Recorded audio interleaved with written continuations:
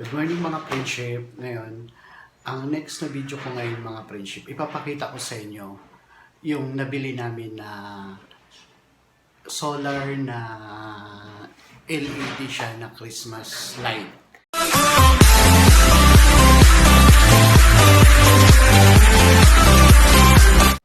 So, ito yun siya. Ito siya. Sa Lazada lang namin siya nabili. Kaya na-amaze ako kasi solar siya. So, hindi ka nagagastos ng kuryente. I-ano na lang siya sa solar.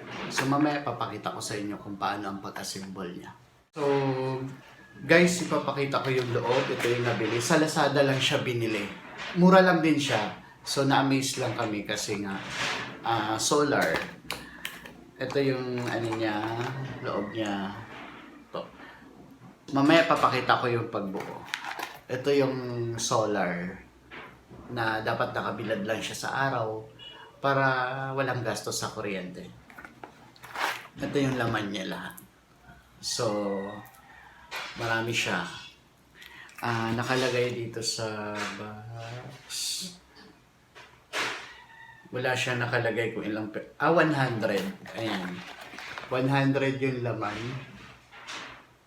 So, tipid talaga to sa kuryente. 100. Tatlo yung binili namin para dun sa paikot sa bahay. Tapos mamaya, pagka umilaw na tsaka yung pagkabit, papakita ko sa inyo. Pag na-assemble na siya, ganyan na po ang itsura ng solar niya.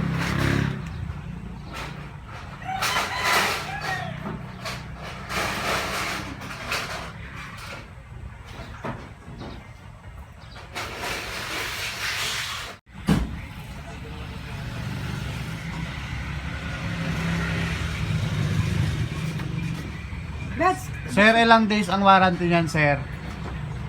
Ito kasi, ano lang po ito. 1 month lang, walang warranty. 1 month? Napakita ko na sa inyo. Ayun, gumana siya. So, maganda pala talaga siya yung, yung ganun, yung solar na Christmas light. Safe pa siya. Kasi, hindi na siya sa kuryente, so safe siya sa mga sunog, ganyan. Kaya maganda pala talaga siya. Kaya sabi ni ate, bibili pa siya para dun sa idadagdag pa niya. Kasi kulang eh. Yung binili kasi kanina, 3, tinry lang kasi yun. So hanggang sa next video, thank you for watching.